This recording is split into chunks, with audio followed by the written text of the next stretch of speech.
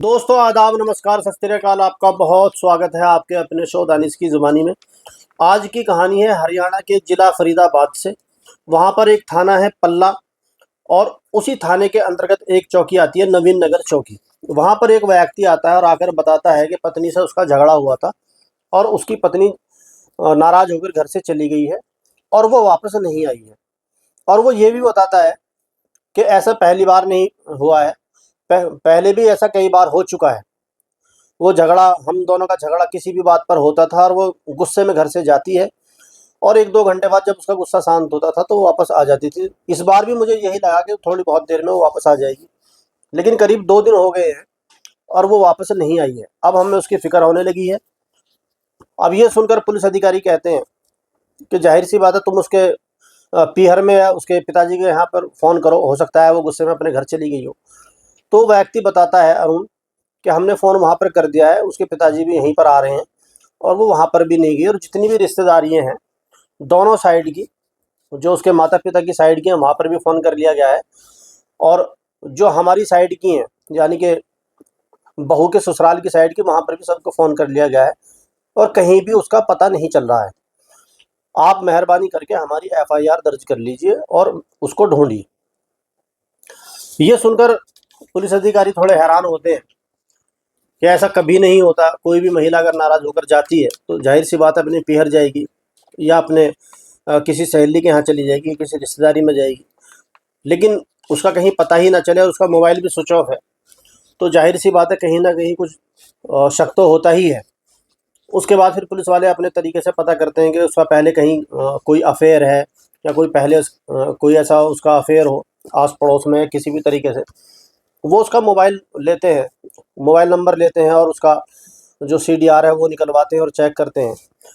तभी जो अरुण की पत्नी होती है, उसका नाम है तन्नू, और जो तन्नू के पिता हैं, वो वहाँ पर आते हैं और आकर बताते हैं कि मेरी बेटी गायब है। तो पुलिस अधिकारी बताते हैं कि आपके यहाँ पर दामाद आए थे अरुण, और उन्होंने उसकी एफआईआर लिखवा दी है और हमने उस पर कार्रवाई शुरू कर दी है। सारे थानों को सूचित कर दिया गया है और वो फ़ोटो उनका भेज दिया है हमने, और जो भी जैसे भी कोई जानकारी होगी हम आपको बताएँगे, आप तसल्ली से अपने घर पर जाइए। लड़की के घर पर जाते हैं, जहाँ वो ब्याही हुई थी अरुण के यहाँ, और वो जहाँ वहाँ पर जाकर डिटेल लेते हैं कि क्या हुआ था, कैसे हुआ था। तो वो बताते हैं कि ऐसे ही मामूली झगड़ा हुआ था और वो नाराज़ होकर चली गई। और वो एक वीडियो क्लिप भी दिखाते हैं जिसमें वो कह रही है कि मैं घर छोड़कर चली जाऊँगी, तुमने मुझे बहुत परेशान कर रखा है। तो उन्होंने कहा कि ऐसा पहली बार नहीं हुआ है, पहले भी ऐसा कई बार हो चुका था। तो हमें लगा था कि कुछ देर बाद आ जाएगी, और चारों तरफ घर में देखते हैं। वो ये पूछते हैं कि वो अपने साथ क्या लेकर गई थी।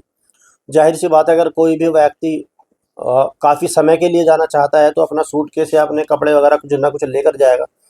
तो वो बता देंगे वो लेकर कुछ नहीं गई थी।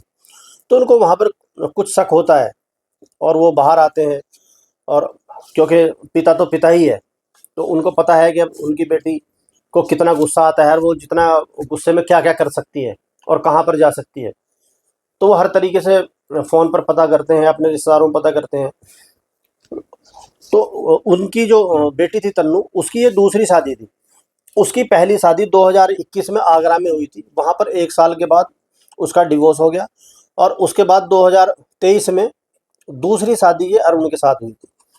सिंह को लगता है कि कहीं ऐसा ना हो, मेरी बेटी कहीं पहले वाले ससुराल ना चली गई हो, क्योंकि उस लड़के से उनकी हो सकता है बातचीत हो रही हो और उसको लगा हो कि ये दूसरे पति से अच्छा तो मेरा पहला ही पति है। तो वो ये जानकारी लेने के लिए आगरा जाते हैं और वहाँ पर जाकर पता करते हैं कि यहाँ पर मेरी बेटी तन्नू आई तो नहीं है। तो वहाँ जाकर भी पता लगता है कि वहाँ पर भी नहीं है और किसी तरह का उनसे कोई संपर्क हुआ भी नहीं है। अब वो सोचते हैं और वापस फिर अरुण के यहाँ फरीदाबाद पहुँचते हैं, और वो अपने तरीके से जो उनके आस-पास जानकार थे या कोई और रिश्तेदार थे, उनकी सहायता से वहाँ पर पता लगाना शुरू करते हैं और उनके आस-पड़ोस में कि किसी ने मेरी बेटी को यहाँ से झगड़ते हुए देखा है। ज़ाहिर-सी बात है, जब झगड़ा होगा तो आस-पड़ोस में आवाज़ जाती है। तो वो पड़ोस में जाते हैं और पूछते हैं कि क्या झगड़ा हुआ था? क्या तुमने चीखने-चिल्लाने की आवाज़ सुनी थी? या तुमने तन्नू को कब बाहर जाते हुए देखा था? क्योंकि अगर घर में झगड़ा हो भी रहा है, आवाज़ बाहर नहीं भी जाए, लेकिन जब कोई भी महिला बाहर जाएगी, तो ज़ाहिर-सी बात है किसी न किसी सीसीटीवी फुटेज में या किसी ने कोई तो देखेगा ही गली में। तो वहाँ पर सभी आस पड़ोसी ये बताते हैं कि ना ही तो हमने चीखने चिल्लाने की आवाज़ सुनी है और ना ही हमने उसको यहाँ से जाते हुए कहीं देखा है। अब ये देखकर उनको शक होता है और एक चीज़ वो देखकर थोड़ा सोचने लगते हैं। जो उनके घर के गली थी, क्योंकि छोटी-छोटी गलियाँ होती हैं, कोई 10 फुट की, कोई 20 फुट की, उसी में दोनों तरफ मकान होते हैं, जो कॉलोनी है। तो वो देखते हैं कि जो उनके घर के आगे की गली है, वहाँ पर एकदम नया फर्श हुआ हुआ है और जो घर के अंदर प्रवेश करने के लिए जो सीढ़ियाँ होती हैं, वो भी नई बनी हैं। तो उनको लगता है कि जिस घर की बहू गायब है और जिस तरीके से यहाँ परेशानी चल रही है, ऐसे में कौन इस तरीके से घर का कंस्ट्रक्शन करवाएगा। और फिर वो पुलिस स्टेशन पहुँचते हैं और वहाँ पर जाकर बताते हैं कि मुझे अपने दामाद पर शक है, क्योंकि वो मेरी बेटी को बहुत ज़्यादा परेशान करा करते थे। यहाँ तक कि अगर उसको थोड़े बहुत खर्चे के लिए भी पैसे की ज़रूरत होती थी, तो वो पैसे भी मुझे फ़ोन करती थी और मैं उसको ऑनलाइन पेमेंट भेजा करता था, छोटे से छोटे खर्चे के लिए भी। और बाद में फिर ये भी पता लगता था, वो बताती थी रोकर कि पापा आपने जो भी मुझे पैसे भेजे थे, वो भी इन्होंने मुझसे ज़बरदस्ती मेरे अकाउंट से निकलवा दिए हैं, एक तरीके से वो छीन लिए हैं। तो बताते हैं कि वो कई बार शिकायत करती थी, लेकिन क्योंकि अब ये उसकी दूसरी शादी थी, वो ये चाहती थी किसी भी तरीके से शादी ना टूटे और वो अपने हर बेटी यही चाहती है कि अपने पिता पर वो बोझ ना बने, क्योंकि पहले ही उसकी एक शादी टूट चुकी थी, तो वो पूरे तरीके से उसको निभाने के पूरे मूड में थी और हर तरीके से वो ये कोशिश कर रही थी कि ये शादी उसकी चले। लेकिन वो जो भी परेशानी होती थी अपने पापा से शेयर ज़रूर करती थी। तो वो थाने में यही बताते हैं कि वो दहेज की वो बार-बार डिमांड करते थे और कहते हैं कि तुमने दहेज कम दिया है।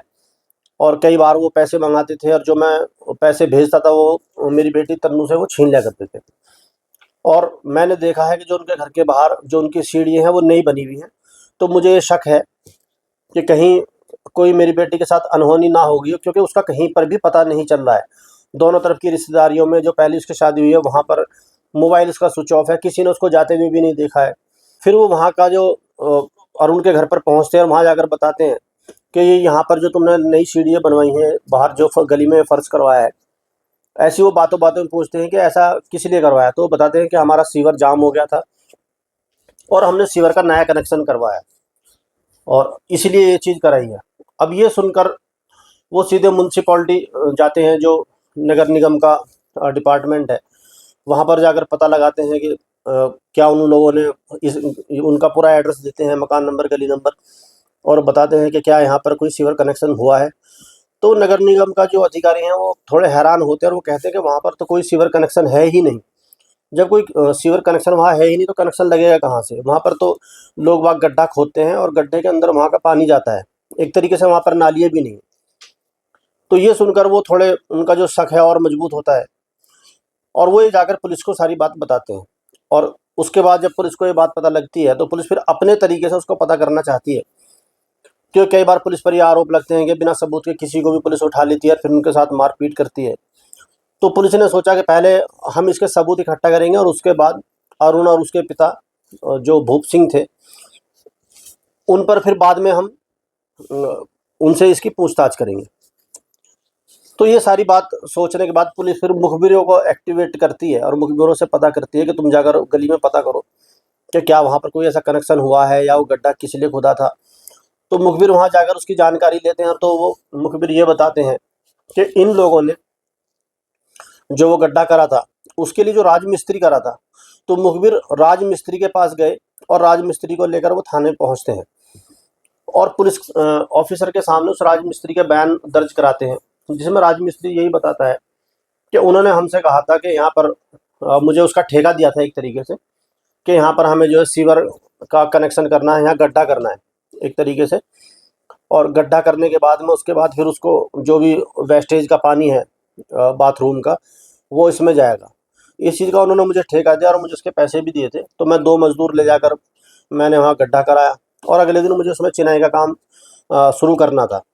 लेकिन जब मैं सुबह वहाँ पर गया तो जाकर मैंने देखा तो वो गड्ढा आधा भरा हुआ था और ऊपर से आधा खाली था।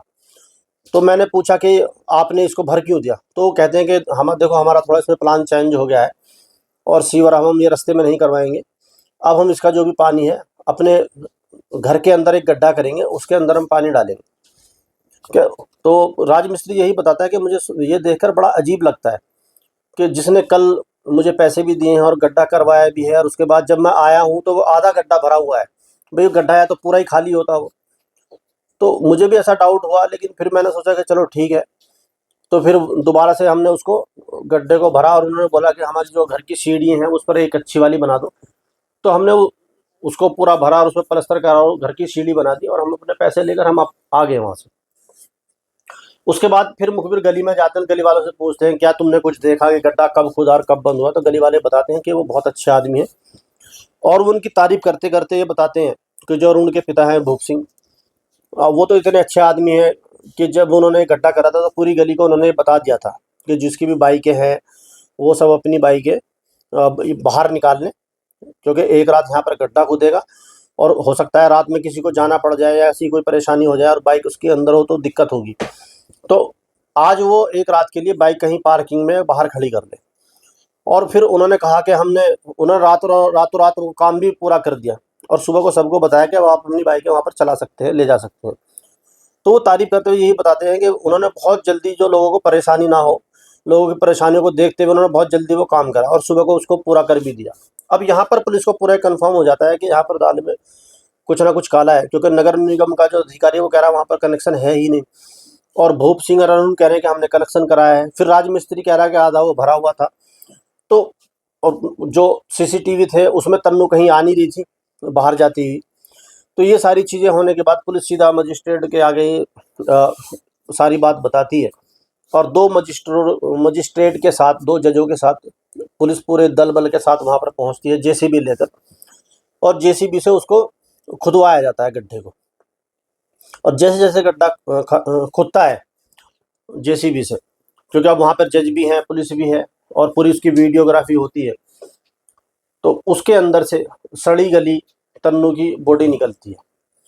अब ये देखकर पूरी गली में सन्नाटा, एक तरीके से सब शौक हो जाते हैं कि जो लोग इतने अच्छे बाहर से दिखते थे, उन्होंने अपनी बहू को अपने ही गली में, जिसके ऊपर करीब 2 महीने से गाड़ियाँ भी चल रही हैं, लोग भी आ जा रहे हैं, उसके अंदर उनकी बहू दफन है।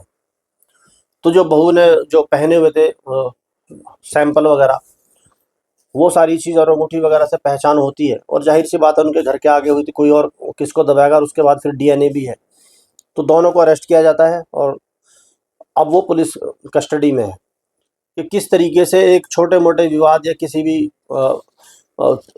भी चीज़ के लिए इतने बड़े बड़े लोग कदम उठाते हैं कि जो बहू उनकी सेवा कर रही है, सारी चीज़ है, उसको मार कर जब उनसे पता करा जाता है क्या हुआ था, तो वो बताते हैं, पहले तो वो पुलिस को यही बताते हैं कि हमारा उनसे वाद विवाद हुआ और मैंने उसको धक्का दे दिया और अचानक उसका सिर दीवार में लग गया और वो ख़त्म हो गई, और हमें लगा कि पुलिस हमें पकड़ ना ले, और जो तन्नू के पिता हैं जिनका नाम था हाकिम सिंह, वो कहीं हमें गिरफ्तार न करा दे, तो हमने डर के मारे वहाँ पर आनन फानन में गड्ढा खुदवाया, और हमने वहाँ पर अपनी बहू को, जिसका नाम तन्नू था, हमने उसको वहाँ पर दफन कर दी।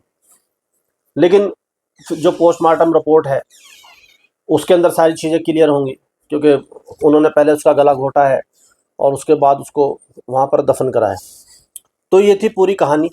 इस कहानी पर आपकी क्या राय है? उन लोगों को क्या करना चाहिए था? क्या तन्नू को ऐसी कोई पहले दस्तक मिली थी कि लोग ऐसा कर सकते हैं और उसको वहाँ से चले जाना चाहिए था, यार अपने, या अपने पिता हाकिम सिंह जी को उसको बताना चाहिए था? जो भी इसमें आपके राय हैं कमेंट में ज़रूर बताएं। चैनल को लाइक करें, सब्सक्राइब करें, अपना और अपनों का ख्याल रखें। अब आपसे मुलाकात होगी कल शाम 7 बजे किसी दूसरी सत्य घटना के साथ। बहुत बहुत धन्यवाद।